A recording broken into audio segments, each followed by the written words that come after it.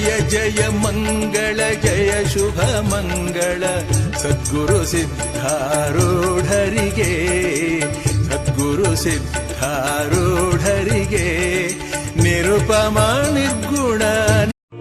ಯಾರು ಭಕ್ತಿಯಿಂದ ಈ ನಮ್ಮ ಸ್ವಾಮಿ ನಂಬಿ ಪೂಜೆ ಮಾಡ್ತಾರೋ ಅವರಿಗೆ ಬೇಡಿದ ವರವನ್ನು ಸಕಲ ಐಶ್ವರ್ಯ ಭಾಗ್ಯವನ್ನು ಕೊಟ್ಟು ಅವರ ಕಷ್ಟಗಳನ್ನು ಪರಿಹಾರ ಮಾಡಿ ಕಾಪಾಡುತ್ತಾನೆ.